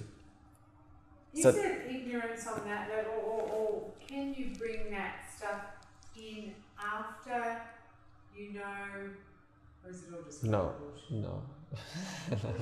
Well, it's a fair question, but it does. I mean, after you know your real nature, can you then incorporate? You can't. Now, I'm gonna listen closely, because here, this is not the whole story. There's part 2 to this. Ishvara is not some big daddy in the sky who's calling the shots. That would imply it's some person. Ishvara facilitates Jiva's actions. So yes, you can control Ishvara, right? If I punch somebody, I'm telling Ishvara to punch me back. You see the example? If I spend a lot of time improving this jiva and being humble to people, the results are going to be congruent with that. So yes, the jiva can affect Ishvara, and Ishvara affects jiva. Do you know why? Because it's the same order of reality, Mithya. It's all one and the same. It's all Mithya. So jiva is Ishvara, Ishvara is jiva, even though they're not. Okay? You see the paradox? So yes, you can affect the results, but at the same time, not in the way that you think. Yeah, that's why it's so frustrating to sometimes to like, just give me a one-sided answer. There's no one. This is duality. There's always the other side to it. Yeah, but the personal industry just tells you one side. This is how it is. That's it. So people just blindly follow it because they don't know any better. They're innocent to it. They're being told, so they go for it. And that's why we don't get everything that we want, because you don't run the show here. You don't control how things happen, nor when they will happen, nor how they will happen. There's no way. Ishvara does. And finally, let's do a fruit of self-knowledge. This is the fruit of moksha. This is for the jiva. What's in it for me? In a stage of not being fully convinced, of course. You are satisfied with your life because you are full. Think about that. You are satisfied with everything. People, your weak spots, strong spots, deficiencies, overcompensations, everything, body, everything, mind, dullness, intelligence. You're satisfied with everything because everything that you're satisfied with is Mithya. And you know you're not Mithya. So you're just enjoying it. You just enjoy, oh, it's fun, it's amusing. So it's like you just it's amusing, ha ha. Sit back on the lounge and watch the suffering, watch the pleasure, watch the pain, watch the whole lot while you sit back on the lounge comfortably. Yeah. Yes and no, because remember, you still have a duty to the world. You're still part of, as a jiva, you're still part of this world, and you're obligated to give back to Ishvara. If you don't, you will suffer either way. You'll have self-knowledge, but the body is just gonna feel off. It's like something feels off. I'm not doing what I'm supposed to be doing. So karma yoga. Yeah, I have self-knowledge, I know who I am, but there's a compulsion to be in the world. If that compulsion is there, follow that compulsion. Yeah. You know? You can't help it because you don't run the show. Ishvara does. Yeah, you see? So that's why we say, when you realize the self, abide in the self as the self, keep reminding yourself, read the scripture, have a deity that you worship that invokes humbleness, that reminds you of this knowledge, but continue your duty to the world. If you don't, you will suffer. That's how it works here. There's no exceptions for anyone. Yeah. And number 2, you experience deep peace in spite of negative situations. That's pretty cool. So a negative situation is something that is not in the interest for the jiva. Why do you experience this peace despite? Because you know that, thank you Ishvara, I wanted it this way, but you obviously know much better because you're more smart, you're more intelligent, so therefore I thank you. You see that how it works now? This is called trusting Ishvara. Whatever you receive, you thank it. You know that it's coming from this greater intelligence called Ishvara, and so you say, I don't like the fact that it happened, but I got it, so it obviously means that it's much better than what I thought. And maybe it's going to be pretty clear in the future that what I actually got was 10 times better than what I thought. That's right. And what you want is sometimes you've got no idea really whether it's good or what you want. No way. My limited mind it's got really no idea. How many examples do we have where we didn't get what we want and we realized there's no way I wanted that anyway. It would have been disastrous if I got it. Equanimity. So a wise person is like an ocean, always full. He or she is free in life and after death. So what is this? Don't confuse he or she as a jiva. It's just relating. It's talking from the point of view to the student. He or she is just one who is enlightened. That means they're free in life because you already are free, but you're also free in death. So it means, because see, self-consciousness is always free and you are that. So this is just a matter of knowledge, understanding that you are already free. That's what moksha is. It's not an experience, it's knowledge. I am already free. I was always free. And then learning to accept that over time. It takes some time to accept that. After self-knowledge, what happens then, right? It's a big question. In other words, after being totally convinced I am that, one should control the senses. Yep. Control the mind and live a pure life until knowledge is firm. So, one fine day, in fact, you already know who you are. This statement applies to you, and it says that despite knowing what you know, continue your work in knowledge, reminders, scripture, do your karma yoga, do your duty to the world. You do this till the day last breath. There's no other choice. Otherwise you suffer. Everyone's got a duty to the world. It's built in. You wouldn't be here unless you have a duty to the world. Ishvara is not, it's all perfect creation, so everything has a purpose here. And this whole world is not a collection of Illuminati and aliens and people controlling other people. It's a collection of all 7 billion people working in harmony, doing their duty, and that duty is assigned by whom? Ishvara. So the totality of the world is Ishvara. And is it all just it's all just predestined? Is that looking into the future? Is that, am I putting time? Right, predestined. Is it all just already, just... Yes and no. Remember, it's always a yes and no here. Huh? Okay. Yeah, because that's how the mind works. Okay, look at it this way.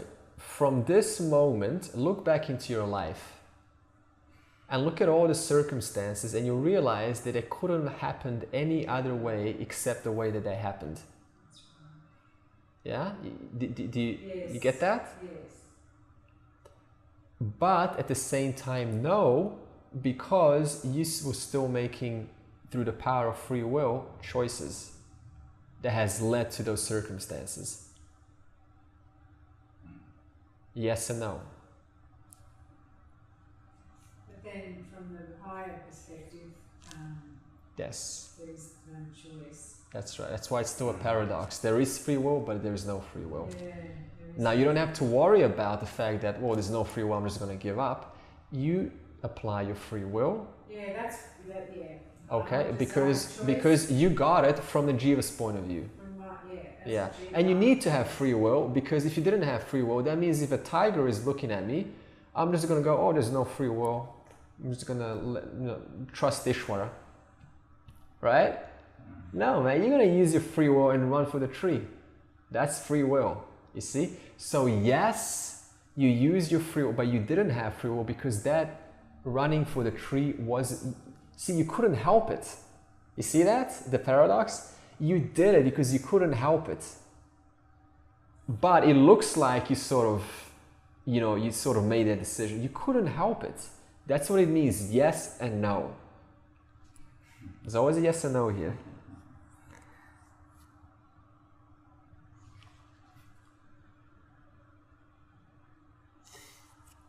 Sarve bhavantu sukhinaha, sarve santu niramaya, sarve bhadrani pashyantu, ma kaschid dukkha bhag bhavet, om shanti shanti shantihi.